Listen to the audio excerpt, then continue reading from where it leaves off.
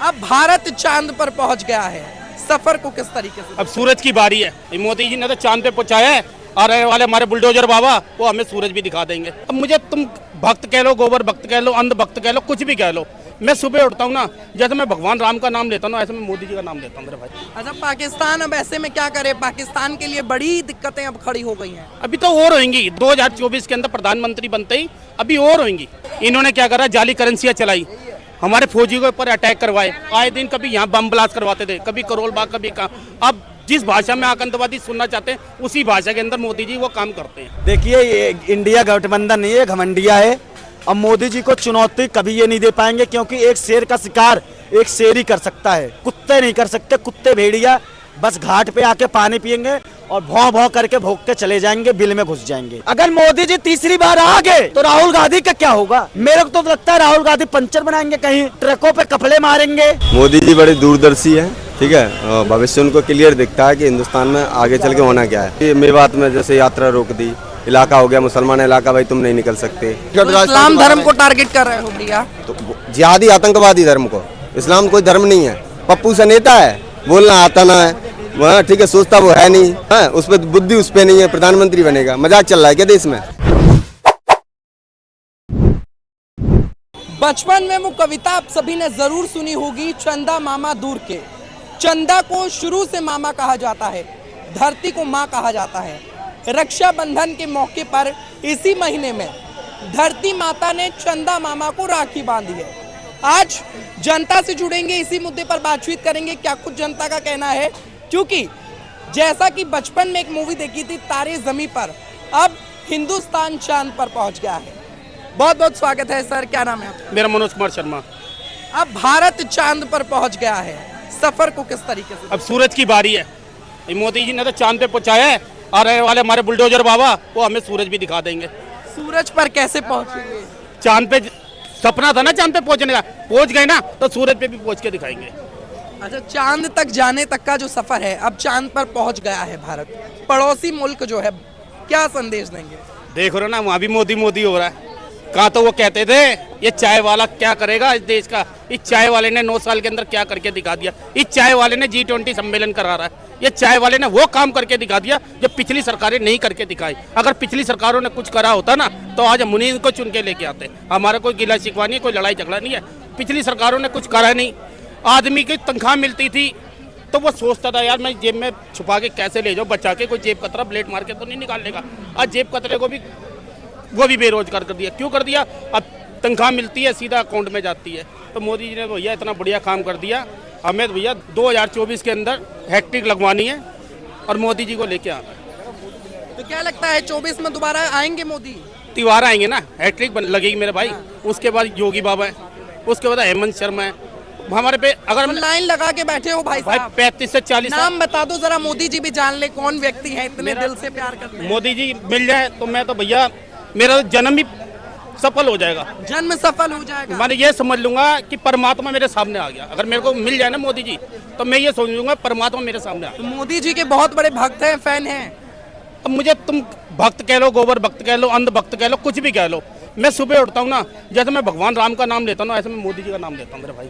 भगवान राम से तुलना कर दिए हैं मोदी जी की, क्या बात है भैया, मतलब बहुत प्यार करते हो। जो मेरे देश का डंका बजवा रहा है, जो मेरे देश को कहते थे ये तो साफ सपेरों पर ये तो साइंटिस्ट ने पहुंचाया है, इसमें मोदी जी क्या करेंगे? मोदी जी ने तो भैया एक बात बताओ ना, पिछली सरकारें इसके पर ध्यान नहीं देती थी, हमारे मोदी जी ने ध्यान दिया है। जितना क्रेडिट अगर हम साइंटिस्ट को देते हैं तो 10% तो मोदी जी को भी देना पड़ेगा ना। अगर 90% साइंटिस्ट हो गए तो 10% तो देना पड़ेगा। वो कहते हैं ना लड़ती फौज नाम कप्तान का, तो कप्तान तो हमारे मोदी जी है ना। अच्छा, पाकिस्तान अब ऐसे में क्या करे? पाकिस्तान के लिए बड़ी दिक्कतें अब खड़ी हो गई हैं। अभी तो और होंगी 2024 के अंदर प्रधानमंत्री बनते ही अभी और होंगी। अभी तो कुछ भी नहीं हुई। इनका बहुत भाईचारा करा, इनका बहुत साथ दिया। इन्होंने क्या करा, जाली करेंसियाँ चलाई, हमारे फौजी के ऊपर अटैक करवाए, आए दिन कभी यहाँ बम ब्लास्ट करवाते थे, कभी करोल बाग, कभी कहाँ। अब जिस भाषा में आतंकवादी सुनना चाहते हैं उसी भाषा के अंदर मोदी जी वो काम करते हैं। पहले आतंकवादी निकल के खुश है मोदी जी से एकदम? आई लव यू यार। 10 में से कितने नंबर देंगे? मैं कहता हूँ 100 नंबर है ना, 100 में मैं 1000 नंबर देना चाहता हूँ। 10 में से 1000 1000 नंबर भाई। क्या बात है। तो देख सकते हैं जनता में कितना क्रेज नजर आता है और लोगों से बातचीत करेंगे। आइए मेरे साथ। क्या कुछ कहेंगे भाई साहब, अब जो हिंदुस्तान है वो चांद पर पहुंच गया है। भाई साहब बहुत खुशी हो रही है, हमारा जो सीना है गर्व से ऊंचा हो गया है। मोदी जी कहते थे कि हमारा छाती 56 इंच की है सीना, और मुझे लगता है हकीकत में है। जब भी तो आज हिंदुस्तान का मान सम्मान चंद्रमा पे भी बढ़ा दिया है मोदी जी ने। विदेशों में अपने हिंदुस्तान में कहाँ कहाँ मोदी जी कितना परिश्रम कर रहे हैं आज। भाई साहब मैं लगता पर ये है तो साइंटिस्ट ने किया है, मोदी जी क्या करेंगे इसमें? तो मोदी जी के नेतृत्व में तो हुआ है, मोदी जी ने तो बजट पास किया है। ये सब चीजें पहले क्यों नहीं हो गई? अब आप बताइए, आपके पिताजी आपको पढ़ा लिखा के एक वकील बना दिए, तो उसका क्रेडिट आप किसे दोगे? पिता को ही दूंगा। पिता को ही दोगे ना। तो वैसे देश के जो इस समय प्रधान है वो मोदी जी हैं। वो साइंटिस्ट के पिता हैं, आप ये कह रहे हैं। पूरे देश के एक प्रधान है, वो पंत प्रधान है, एक पिता ही तुल्य है वो।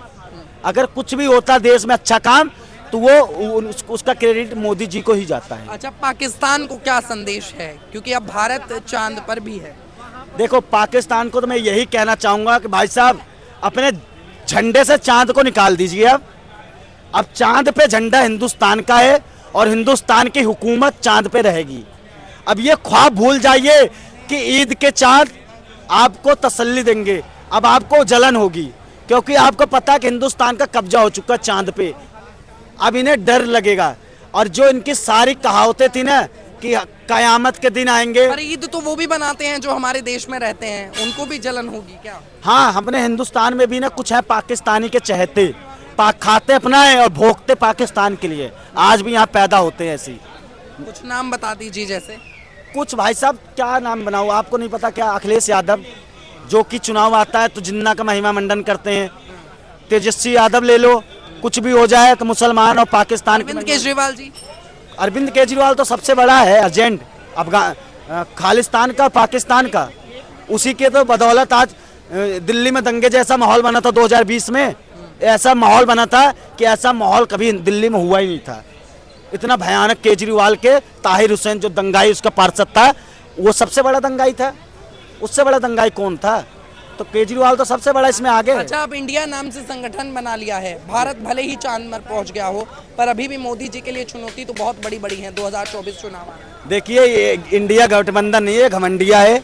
अब मोदी जी को चुनौती कभी ये नहीं दे पाएंगे, क्योंकि एक शेर का शिकार एक शेर ही कर सकता है, कुत्ते नहीं कर सकते। कुत्ते भेड़िया बस घाट पे आके पानी पियेंगे और भौं भौं करके भोंकते चले जाएंगे, बिल में घुस जाएंगे। 24 में दोबारा आ पाएंगे मोदी जी? मोदी जी तीसरी बार पूर्ण बहुमत के साथ आएंगे।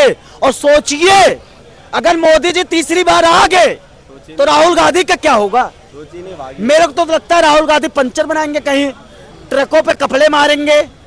हाँ, और क्या करेंगे राहुल गांधी? अच्छा, भारत अब चांद पर पहुंच गया है, किस तरीके से देखते हैं? देखो, मोदी जी बड़े दूरदर्शी हैं, ठीक है, और भविष्य उनको क्लियर दिखता है कि हिंदुस्तान में आगे चल के होना क्या है। तो ये अभी मेवात में जैसे यात्रा रोक दी, इलाका हो गया मुसलमान इलाका, भाई तुम नहीं निकल सकते। पहले स्टेट हुआ करते थे, केरल में हिंदू अपने त्योहार नहीं मना सकता, बंगाल में बंगाल से भागे, केरल से भागे, ठीक है, राजस्थान से भाग रहे, छत्तीसगढ़ से भागे, जम्मू कश्मीर से भागे, ठीक है। अब दिल्ली से भी भागना पड़ेगा, हिंदुस्तान के जगह जगह भिन्न इलाकों से भागना पड़ेगा। तो भाग के कहाँ जाएंगे? कोई दूसरा देश शरण तो देगा नहीं हिंदुओं को। कौन भागेगा? हिंदू भागेंगे। हाँ। हिंदू भागेंगे आने वाले, अभी तो 25 करोड़ हैं। तब क्या कहना चाहते हैं, चांद पर हिंदुओं का जगह बन रही है? वही तो बता रहे हैं, 25 करोड़ अभी है। तब हम निकल नहीं पा रहे, कहीं जा नहीं पा रहे, अपनी शोभा यात्रा नहीं निकाल पा रहे। आने वाले टाइम में 50 करोड़ होने वाले हैं, फिर कहाँ भाग के जाएंगे? कोई देश तो है नहीं हमारे लिए, तो चांद पे जाएंगे। तो मोदी अभी से वहाँ डेवलप स्टार्ट कर दिया उन्होंने, खोज छानबीन, पानी है। मोदी जी के होते हुए हिंदुओं को जाना पड़ेगा चांद, ये कह रहे हैं। मोदी कब तक है? 5 साल 10 साल? देखो एक बात बोले, तो योगी जी नहीं आएंगे, ये कह रहे थे योगी जी आएंगे। अभी भी तो है, मोदी जी अभी भी है, योगी जी भी है, सरकार भाजपा की यहाँ भी थी, ठीक है। क्या हुआ?